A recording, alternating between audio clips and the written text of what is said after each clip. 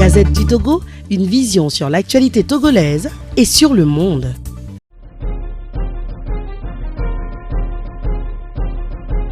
Je voudrais porter un témoignage sur le bonheur qui est le nôtre en tant que Togolais d'avoir un homme comme vous. J'en témoigne. Vous le savez, Monseigneur, dans mon histoire de Togolais, qui croit très fermement au bonheur possible de nos concitoyens. Il m'est arrivé de faire des options et j'en suis tellement fier. Vous le savez, j'ai dû quitter mon pays pendant 14 ans. À mon retour, j'avais toutes les possibilités. Je vivais toutes les possibilités. Mais dans ma vie, je crois à un certain nombre de valeurs qui ont toujours conduit mes actions en tant qu'avocat d'abord, ensuite en tant que président de la Commission nationale des droits de l'homme dans ce pays. Et vous savez tout ce que j'ai pu faire avec le soutien du peuple et la bénédiction du Dieu. Je voudrais tout simplement, Monseigneur, vous dire une chose.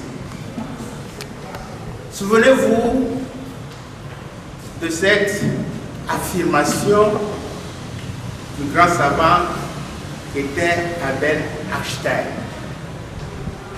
Il disait ceci: le monde ne sera pas détruit par ceux qui font le mal, mais par ceux qui regardent et ne veulent rien faire.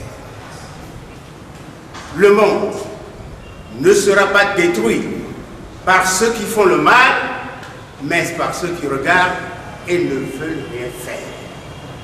Monseigneur, vous avez regardé et vous avez fait. Vous avez vécu, vous avez joué votre partition. Le peuple togolais vous en sera reconnaissant. De votre vivant et jusque dans votre tombe, vous serez reconnaissant. Monseigneur, soyez-en rassurés. On dit chez nous, aussi dans nous, ouais, vous avez joué votre partition.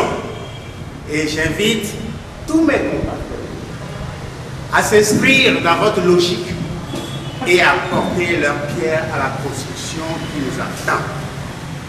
Nous avons encore un chemin à parcourir. Mais ce chemin ne peut être parcouru, et en bien, que si nous comprenons au départ qu'il faut être un homme de valeur, rempli de leurs principes. Et c'est ces principes qui doivent guider nos actes quotidiens. Et c'est ce que vous avez fait, Monseigneur. Et j'ai eu le bonheur de vous suivre dans votre évolution depuis que vous avez accepté de prendre la gestion de la conférence nationale. Et ensuite, de moi, Monseigneur, j'étais là. J'ai tout vécu du début jusqu'à la fin. J'étais là lorsqu'il était question justement de mettre fin à cette conférence dans les conditions que vous savez. J'étais là quand la décision a été prise sur votre initiative. J'étais là lorsqu'au moment où il fallait poser l'acte qui convient, il y a eu encore d'autres qui avaient des raisons pour se dire je me souviens.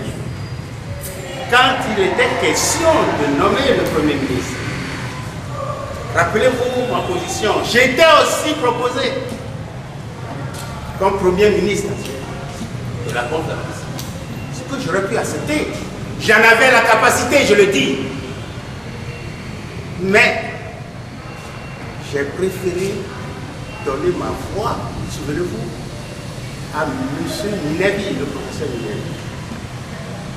Et je vous avais prévenu, ça c'est peut-être des choses qui ne sont plus utiles, mais du plus profond de moi-même, j'avais jugé que la personne qui alors était plus indiquée, c'est Kofi et non Kofi, c'est Minevi et non Kofi. Vous m'avez pas cru, pas vous. Mais il est arrivé ce comme ça. Mais ce qui est beau dans toute cette affaire, ce qui est véritablement beau, cette conférence souveraine, c'est que nous avons eu un homme comme vous. C'est aussi parce que vous étiez bien entourés. C'est parce que vous avez voulu prêter votre oreille à des gens qui étaient bien intentionnés et qui vous ont approché. Souvenez-vous, depuis le souvenez-vous, quand vous étiez en Asie, vous aussi, au Bénin, je suis allé le voir. Ils sont revenus. Après 14 années d'exil, Monsieur le Président, Monseigneur, j'ai choisi de revenir dans mon pays. Ce n'est pas que je n'ai pas eu là encore la possibilité. C'est normal, c'est la politique. Lorsque un politicien vous approche, ce n'est jamais pour vos yeux. Non. C'est pour ses intérêts.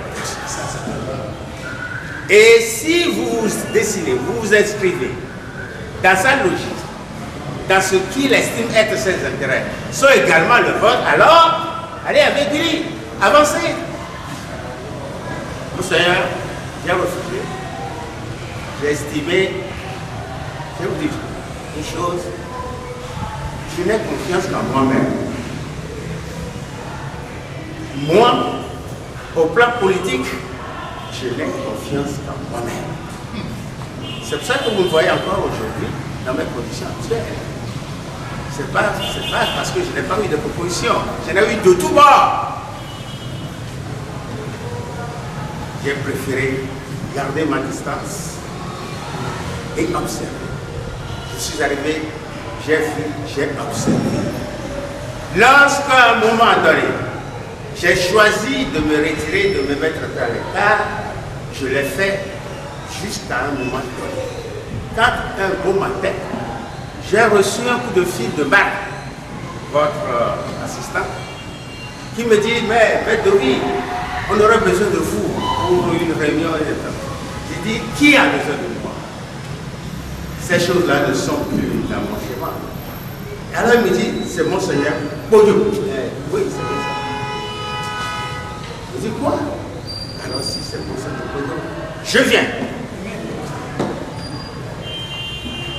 Si c'est lui, si c'est cet homme, alors je bouge. Pendant que j'ai laissé mes deux mains dans mes poches, en prenant des distances, j'entends l'appel de Kodro. Qu'est-ce que j'ai fait? Je suis allé le voir. On a discuté et j'en suis là.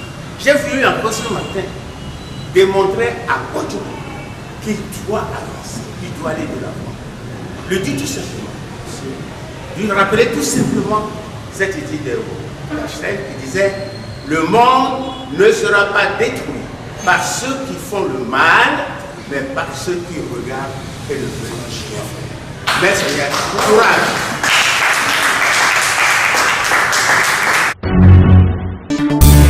La Gazette du Togo, une vision sur l'actualité togolaise et sur le monde.